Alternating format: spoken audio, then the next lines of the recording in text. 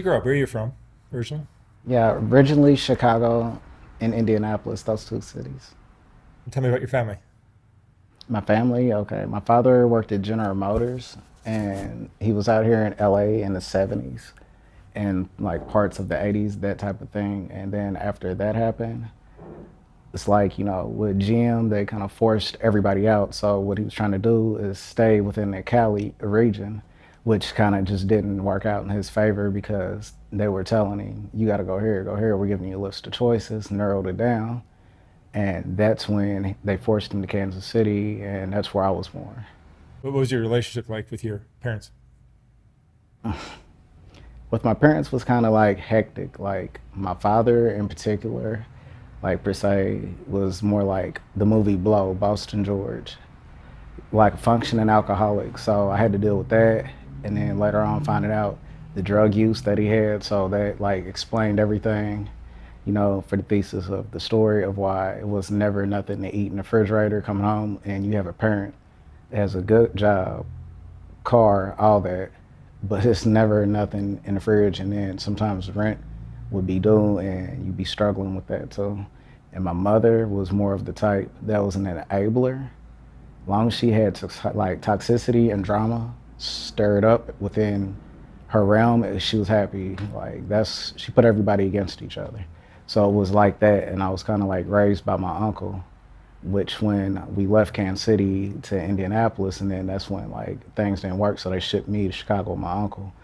So like with that, it was like chaotic in the '90s because like you couldn't be like how I am now. And so my brother, I was stuck with him. Meaning transgender?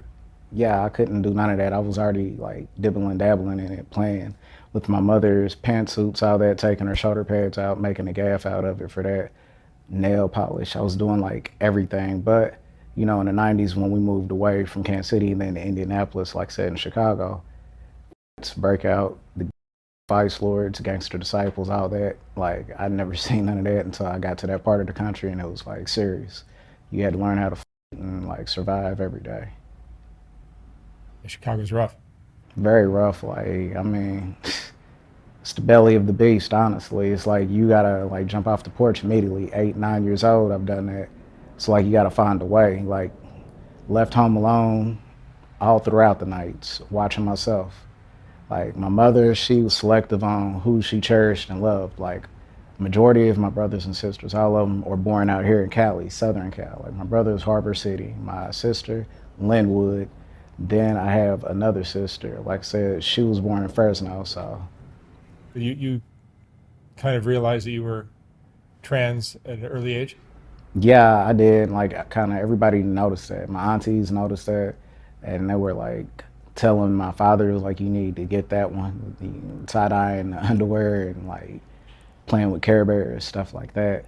But I could never express it because like the ridicule, the backlash, the mayhem, and then like you would be fighting coming home from school and to school, and nobody wants to hear your story. So I mean, what are you gonna do?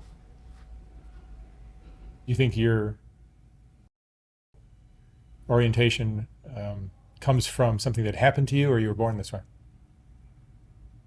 More like I already knew when I was a kid something did happen, like with a relative, a cousin, they left me with. Like stuff kind of went on from there. I kind of fended out for a little bit. So, I mean, that kind of happened a little bit. That was like when I was about 9. Mm. Like we'd be left in the house by herself, and then my cousin was probably like 5 years older than me. And you've been driving a truck for how long now? Okay, let's see. I've been driving a truck for about like literally, it's gonna be 3 years within about like 3 months. You'll drive all over the country? Yeah, that will have you going coast to coast, and like I said, that's very dangerous. Like the dynamics of trucking is like very, it's set up for where all the companies make money for themselves, and it's like a pimping industry because they only give the drivers a little bit. Like you should get a percentage and in charge of the driver load board, picking your own loads, so you can go ahead and see where you want to drive and pre-plan yourself. Instead, they have a driver manager. It's called a dispatcher. Barely knows anything about the business, and literally, they go home, don't care about you, mess the load up, They can have you picking up a load. It's called like a repower. You just go pick up a load that's a late delivery and they never reschedule anything. So you might get to the place and mind you, tight ass roads or back roads, dangerous as shit. And they'll give you the wrong address. Now you got to figure out where to go. And they won't pick up. And night dispatch is the worst because if you call them, half of the time they don't care and they don't know because they don't correspond. It's like the communication is very shot within trucking. And that's why drivers will quit after a while because like zero experience. And you're from one side of the country, like the Midwest, and you want me to drive all the way like to Seattle, Portland, going up the Cascades, and people have never seen that in wintertime and they get scared. And they don't know how to like deal with it, with the anxiety, all that. And they put a lot in front of you and they really don't care. Like it's just they want to say you have to have experience going up and down mountains and driving over TR, which is over the road, and that's a lie because you can get hired and do local, but they don't tell you nothing. They want you to come in as a company driver, which is like slave for peanuts for them. 2 years experience want to give you 48 cents per mile or something like that, close to it, when you should be getting 55 cents per mile or 60. And then some of them don't put APUs in the truck, which those are outlets to where you can plug in stuff that you need. And that is like everything. And then they have an idle policy on some of these companies where they only want you idling the truck for a little bit, and that's how the and like, what am I gonna do, burn up in the truck? It's like crazy. And they don't clean these trucks neither. That's another thing like, I have a problem with.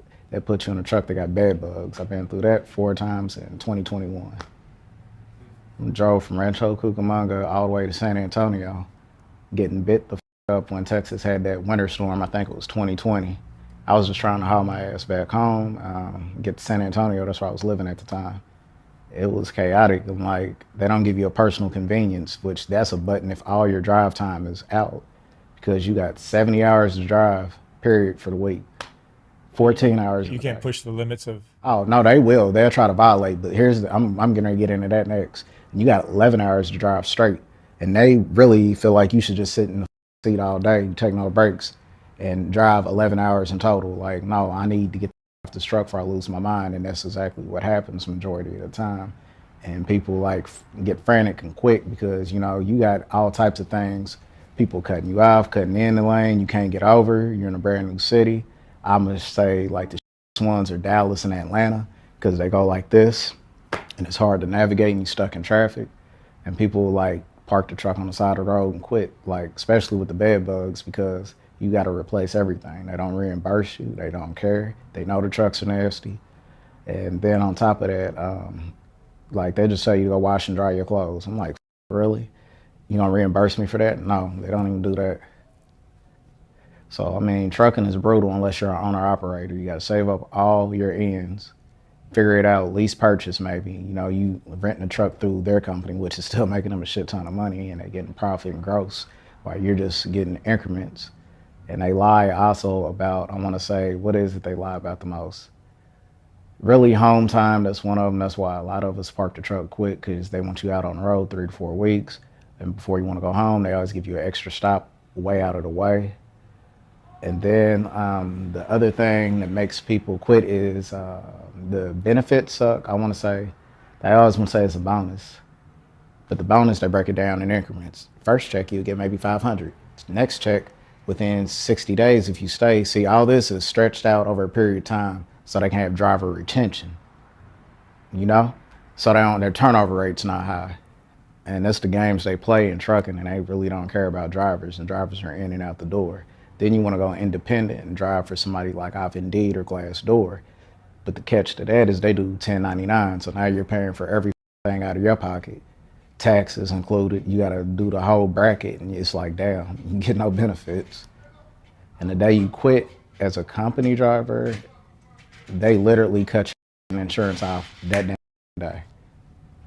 And that's what, like, me, it's like I'm trying to really get my life together using trucking. I did it because, like, I'm on child support for a kid that's not mine, which that's my foster brother's kid. Like, to get into that's messy. Kind of reason why I gave up on dealing with women in general. Like, it was just hectic and chaotic, and nothing you ever do enough is good enough for them. That's what I'm trying to say. They always find something to complain about, this, that, the third.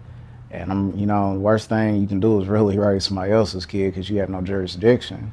especially where I'm at, you know what I'm talking about. They let the kids run all over you, be in the grocery store, sliding with slippers and cussing them out. Come on, Ray Ray, Pookie, this, that, and like it's crazy. I got tired of it. I was in this relationship literally, I want to say 9 years. It was toxic as hell. I wish I would have saved myself and got out earlier. But you know, when somebody has a kid and then boom, have another one, what are you gonna do? Run out on her while the kids are little? I was like, nah. But I don't know. That's kind of like my story with them, you know, going into trucking for their child support. And that's my first kid's mom.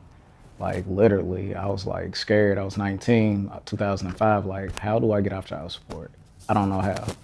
Do I like go down to the dungeon? That's what I call it, because it's all the way in the basement. Like Indianapolis is jail and stuff is set up where you got to go all the way underground, even to walk to court. So I'm like, I don't know what papers they was pushing in my face, signed, whatever. I thought it was maybe signed for paternity. It wasn't, so I ended up on the hook for that.